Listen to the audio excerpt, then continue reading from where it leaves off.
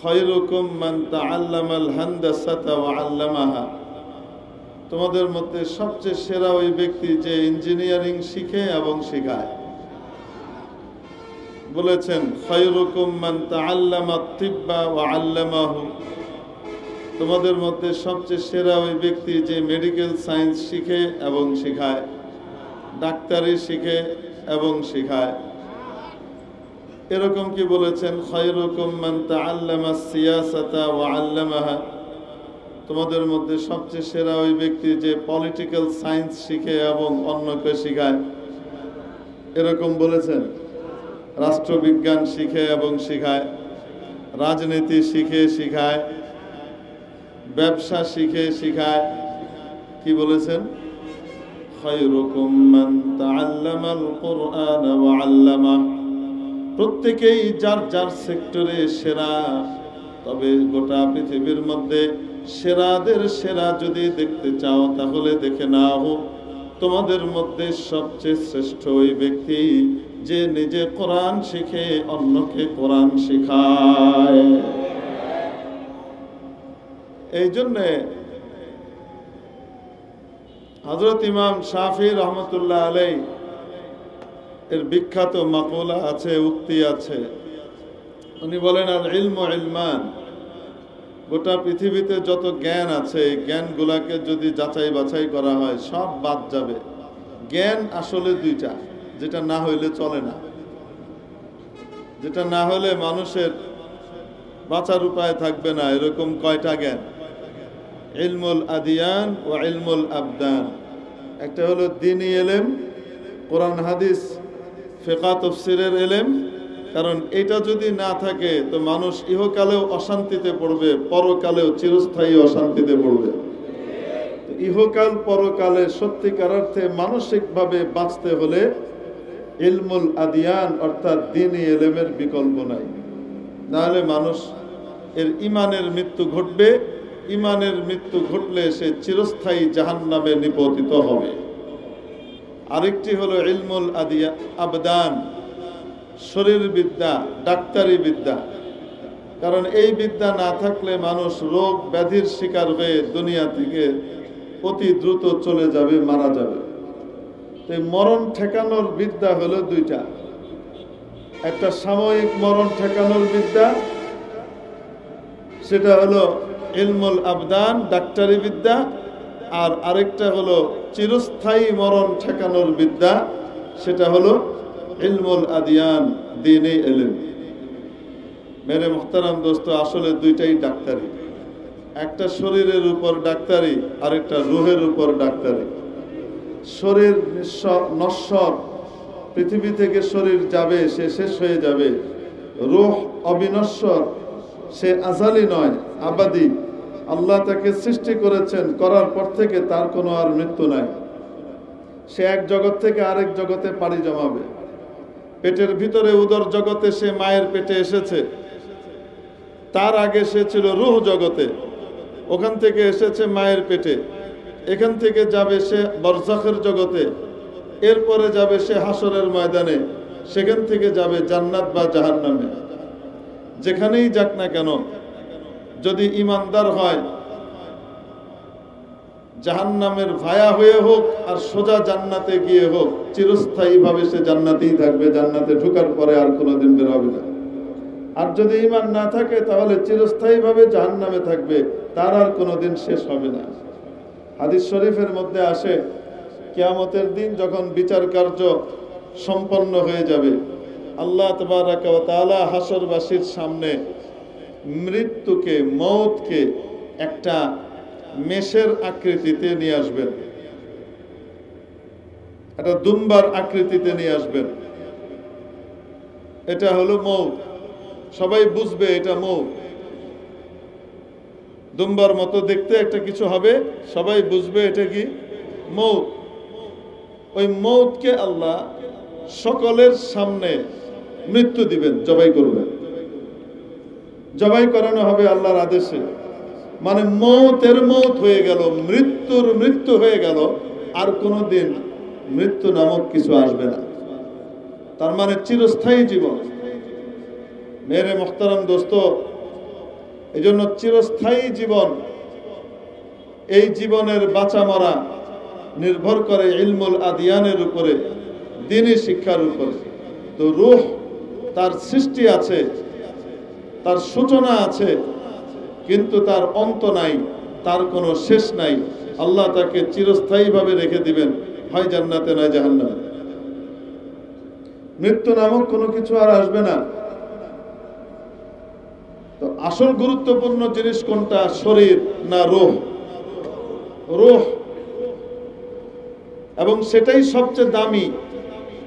সবচেয়ে দামি জিনিস হলো মানুষের রূহ, কলব। এজন্য রাসূল পাক সাল্লাল্লাহু তাআলা আলাইহি ওয়াসাল্লাম হাদিস শরীফে বলেন, আলা ইন্না ফিল জাসাদি লামুদগা, কান খুলে শুনে নাও, মানুষের শরীরের মধ্যে ছোট্ট একটা গোশতের টুকরা আছে, মুদগা বলা হয়, মুখে দিয়ে চাবানো যায় এইরকম আকৃতির ছোট টুকরাকে। মাদগা ইয়ামদাগু মাদগান, চাবানো। মুদগা বলা হয় এমন গোশতের টুকরাকে, এমন সাইজের, যেটাকে মুখে দিয়ে কি করা যায়, চাবানো যায়, মুখে ঢুকানো যায়। মনে রেখো, মানুষের শরীরে ছোট্ট একটা গোশতের টুকরো রয়েছে। ইদা সালুহাত সালুহাল জাসাদু কুল্লু, যদি ওই টুকরোটা ভালো হয়ে যায়, গোটা শরীর ভালো হয়ে যায়। গোটা শরীর থেকে ভালো আচরণ, ভালো কাজ প্রকাশ পেতে থাকে। ওয়া ইদা ফাসাদাত, আর যদি সেটা পচে যায়, নষ্ট হয়ে যায়, ফাসাদাল জাসাদু কুল্লুহু, গোটা শরীর নষ্ট হয়ে যায়। হাত দিয়েও অপকর্ম হবে, চোখ দিয়েও অপকর্ম হবে, পা দিয়েও অপকর্ম হবে, অঙ্গ প্রত্যঙ্গ দিয়ে অপকর্ম হবে। কারণ নষ্ট হয়ে গেছে সেই গোশতের টুকরাটা। সেটা কোনটা? নবীজি বললেন, আলা, আবার শুনে নাও, ওয়াহিয়াল কলব, সেই টুকরাটি একমাত্র হলো কলব, হার্ট, যেটার ভিতরে মানুষের রূহ এসে অবস্থান করে। মেরে মুহতারাম দোস্ত, সবচেয়ে দামি জিনিস মানুষের শরীরের ভিতরে হলো কলব, হার্ট, আর তার ভিতরে অবস্থান করে রূহ, যার জন্ম আছে, কোনোদিন তার মৃত্যু নাই। প্রিয় উপস্থিতি, এজন্য বলছিলাম, শরীর এটা যদি কোনো কারণে পচে যায়, নষ্ট হয়ে যায়, শরীরের মৃত্যু ঘটে, তাহলে এই শরীর তো শেষ। কিন্তু রূহের যদি মৃত্যু ঘটে, তার ঈমানের যদি মৃত্যু ঘটে, তো তাহলে বলেন, এই রূহ কি শেষ হবে না চিরকাল থাকবে? যেহেতু চিরকাল থাকবে, তার আযাব, অশান্তিও চিরকালীন হয়ে যাবে, চিরস্থায়ী হয়ে যাবে, সে শান্তি আর কখনো পাবে না। তাহলে অধিক গুরুত্বপূর্ণ কোনটা, শরীর না রূহ? রূহ। শরীরে যদি রোগ বাঁধে, শরীরে যদি রোগ ব্যাধি আসে, আমরা ডাক্তারের কাছে যাই, ডাক্তার সাহেব ট্রিটমেন্ট করেন, চিকিৎসা করেন, শরীর ভালো হয়ে যায়। কিন্তু তার চেয়ে হাজার কোটি গুণে গুরুত্বপূর্ণ বস্তু হলো রূহ। এই রূহের মধ্যে যখন রোগ হয়, মেরে মুহতারাম দোস্ত, সেই রোগকে পরিষ্কার করাবার জন্য, সেই রোগকে সারাবার জন্য ডাক্তারের কাছে যাওয়ার দরকার আছে না নাই? সেই রূহের ডাক্তারের নাম হলো আলেম। এই রূহের ডাক্তারের নাম হলো কি? আলেম। আমরা সকলে ঈমানের রোগী, আমরা সকলে ঈমানের রোগী। ঈমানের ভিতরে দুর্বলতা প্রত্যেকেরই কম বেশ আছে। অবাস্তব না বাস্তব? এই ঈমানের রোগীর ডাক্তারকে আলেম ওলামা। কারা? এখন আসেন, দুনিয়াতেও হসপিটাল আছে না নাই? একটাই হসপিটাল না, বিভিন্ন হাসপাতাল আছে, বিভিন্ন হাসপাতাল আছে, বিভিন্ন হসপিটাল আছে। একটা হসপিটালের ভিতরে চিকিৎসা কার্যক্রম চলে দুই ধরনের ব্যক্তির সমন্বয়ে। এক, ডাক্তার। দুই, ডাক্তারের সহযোগে নার্স এবং ওয়ার্ড বয়। ডাক্তার প্রেসক্রিপশন দিয়ে দেন, লিখে দেন, তার রোগ এই, ওষুধ এই। এটাকে ইমপ্লিমেন্ট করে, বাস্তবায়ন করে, এক্সিকিউট করে কে? নার্স বা ওয়ার্ড বয়। তারা এসে ইনজেকশনটা দেয়, সময়ে সময়ে ওষুধ খাওয়ায়। আসতে বলেন, ঠিক কিনা? তো তাহলে নার্সেরও গুরুত্ব আছে না নাই? ওয়ার্ড বয়েরও গুরুত্ব আছে না নাই? আছে। ডাক্তারের গুরুত্ব প্রশ্নাতীত, আছে বা প্রশ্নের দরকারই নাই, এটা প্রশ্নের ঊর্ধ্বে, সবাই জানে আছে, ঠিক কিনা? এখন বলেন তো দেখি, একজন নার্স অথবা ওয়ার্ড বয়, ইনি অনেক অভিজ্ঞ, 20-30 বছর ধরে উনি এই কাজ করেন। যখন আইভি করতে দেওয়া হয়, যখন ক্যানোলা করতে দেওয়া হয়, অনেক সময় রোগীর রগ খুঁজে পাওয়া যায় না, রগ দেখা যায় না, এরকম করে বেঁধে থাপ্পড় মারে, এরকম করে ওরম করে, যদি ভেইন না পায় তো ঢুকাবে কোথায়, খুঁজে পাওয়া যায় না। কিন্তু কিছু কিছু এমন পারদর্শী মাশাআল্লাহ নার্স আর ওয়ার্ড বয় আছে, এনাদেরকে আপনি দিবেন একদম চোখ বন্ধ করে এরকম করে একটা থাপ্পড় মারবে, কিচ্ছু দেখা যায় না, অন্ধের মতো মারবে, একদম ঠিক জায়গা মতো কি করবে, ঢুকে যাবে। হয় কি হয় না? অনেক অভিজ্ঞ, কিন্তু ডাক্তার বলেন না কেন, প্র্যাকটিক্যালি সে অনেক অভিজ্ঞ, কিন্তু ডাক্তার। এখন এইরকম নার্স 1000 আছে, কিন্তু ডাক্তার নাই। হসপিটাল চলবে? আসতে বলেন, হসপিটাল চলবে? অপারেশন চলবে? চলবে না। রোগীর বড় বড় চিকিৎসাগুলাই মার খাবে, হবে না। মেরে মুহতারাম দোস্ত, এখন অনেক অভিজ্ঞ নার্স আর ওয়ার্ড বয় মিলে তারা সিদ্ধান্ত নিলেন, এই চ্যাংড়া ডাক্তার মাত্র 3-4 বছর হয়ে পাশ করে আসছে, আমাদের উপরে খবরদারি করে, দরকার নাই এই ডাক্তারের, আমরাই এখন থেকে ট্রিটমেন্ট দিব। হাসপাতালের রোগী বাঁচবে না বুদ্ধিজীবী আর আজিমপুর ভরবে? বুঝছেন তো না বুঝেন না?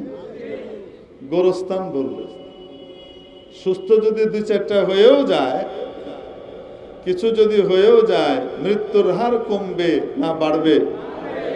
কেন? ডাক্তার নাই। কি নাই? ডাক্তার নাই।